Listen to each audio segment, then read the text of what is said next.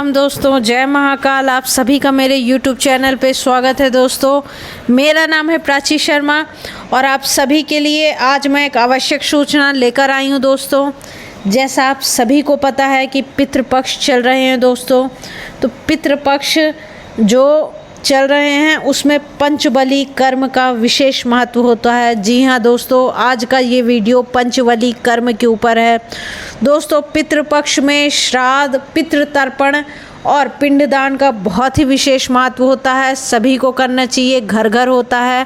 हमारी पितरों की आत्माओं की शांति के लिए, तृप्ति के लिए, उन्हें सद्गति देने के लिए हम सभी को पितृतर्पण, श्राद्ध, पिंडदान बहुत ही विशेष महत्व रखता है दोस्तों।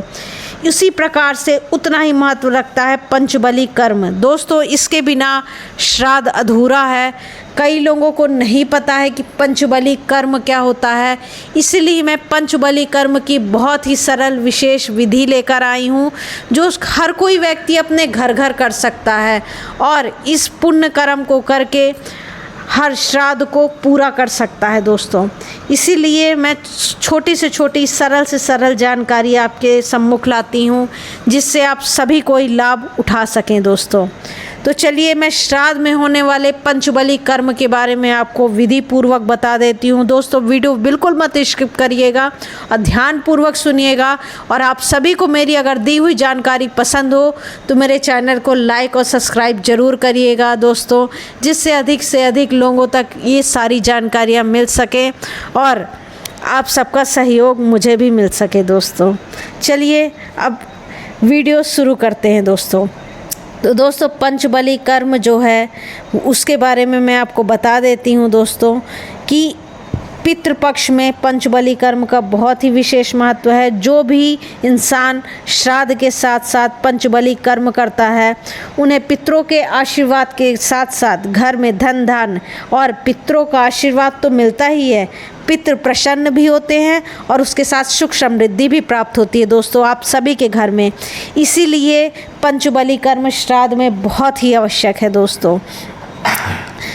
और इस साल जो आपका श्राद्ध पितृपक्ष चल रहा है वो 7 सितंबर से 21 सितंबर तक है। जैसा कि पितृपक्ष आपको पता है कि भाद्रपद पूर्णिमा से लेकर अश्विन अमावस्या तक चलता है दोस्तों। उस समय हमें पितृकर्म जो श्राद्ध कर्म होता है वो हम सभी के घर घर होता है और करना भी चाहिए दोस्तों। उसी के साथ साथ पंचबली भी होती है दोस्तों। अब मैं बता देती हूँ पंचबली क्या होती है दोस्तों। पंचबली का अर्थ होता है दोस्तों 5 हिस्से में अलग अलग प्रकार से अलग अलग योनि को, देवताओं से लेकर जीव जंतु तक को भोजन ग्रहण कराना, भोजन देना दोस्तों। ये होता है पंचबली कर्म। हमारे श्राद्ध कर्म में, हमारे सनातन धर्म में, हमारे शास्त्रों में पंचबली कर्म का पितृपक्ष में बहुत ही विशेष महत्व है। इसीलिए पंचबली कर्म सभी को करना चाहिए दोस्तों।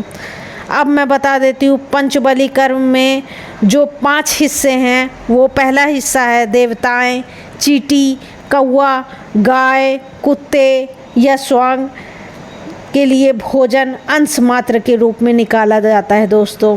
और ये श्राद्ध के में ये मुख्य कर्म है जो आप सभी को करना चाहिए और इसकी विशेष महत्व है हम सभी के जीवन में दोस्तों। सबसे पहले जो पंचबली कर्म किया जाता है वो है गौबली।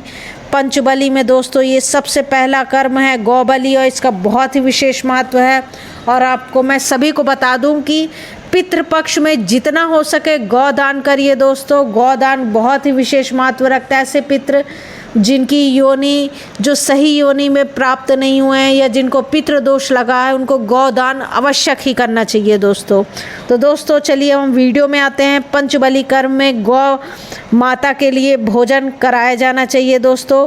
घर के पश्चिम दिशा में पलाश के पत्तों पर रखकर गाय को शुद्ध पवित्र भोजन, सात्विक भोजन कराना चाहिए दोस्तों।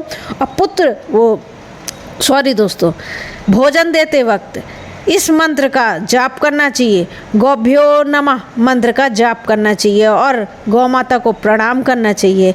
दूसरा बलि जो आती है दोस्तों वो है स्वांग बलि। दोस्तों पंचबली कर्म में जो दूसरी बलि है वो है कुत्ते को भोजन कराने की।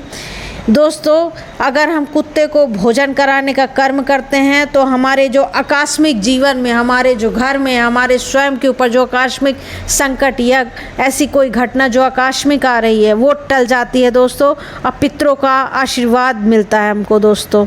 इसीलिए स्वांग बलि अवश्य करनी चाहिए। तीसरा जो है काक बलि।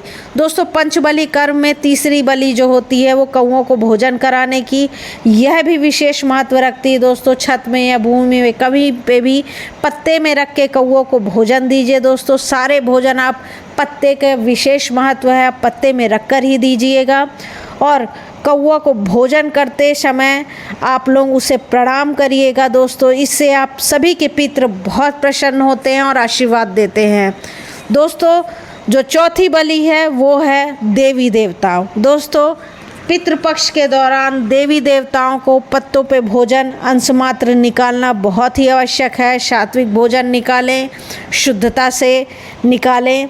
और दोस्तों, यह भोजन आप लोग ग्रहण ना करें, घर के बाहर रख दें ताकि कोई भी चिड़ै कौआ इसे खा सके। इसको करने से दोस्तों आपके घर के कुल देवी कुल देवता प्रसन्न होते हैं, और पितृ योनि में जो भी आपके पितृ गए हैं उन्हें सद्गति भी मिलती है दोस्तों। इसीलिए जो भी जातक है वो घर के देवताओं को इस समय सात्विक भोजन जो घर में बनता है वो पत्ते में अवश्य ही चढ़ाएं। इससे आपके घर के कुल देवी देवता स्ट्रांग भी होते हैं दोस्तों। चौथी पचमी बलि है दोस्तों, वो है आपके पिपली कादी बलि। दोस्तों, ये जो बलि होती है इसमें होती है अंत में जो चींटी हैं, कीड़े मकोड़े हैं, इनके लिए भोजन अंश मात्र निकाला जाता है दोस्तों। या खासकर पीपल के पेड़ के नीचे जो चींटियां हैं, कीट पतंगे जो रहते हैं, उनमें आप थोड़ी सी आटा है या शक्कर है उनको डालकर आइए। अगर वो थोड़ा भी चुगेंगे तो दोस्तों इससे आपके घर में जो भी दोष लगा होगा वो टल जाएगा दोस्तों। आपके कुल दर कुल की जो भी पितृ दोष होगा वो सब कुछ टल जाएंगे दोस्तों। इसलिए मैं आपको 5 उपाय भी बताई हूँ पंचबली कर्म के साथ। आप लोग ये 5 उपाय करिए। पंचबली का महत्व बहुत है दोस्तों। श्राद्ध कर्म के साथ आप सभी कोई करिए और इसका लाभ उठाइए दोस्तों। ये मौका है पितृपक्ष में, आप कोई भी स्किप मत करिएगा। ध्यान से इस वीडियो को देखिएगा, सुनिएगा और ये कर्म अवश्य ही करिएगा श्राद्ध कर्म के साथ दोस्तों। आगे ऐसे ढेर सारे वीडियो में लेकर आऊँगी और आपको पितृ श्राद्ध कर्म में पितृ मोक्ष अमावस्या की व्रत कथा भी सुनाऊंगी। तब तक के लिए राम राम दोस्तों। जय श्री महाकाल।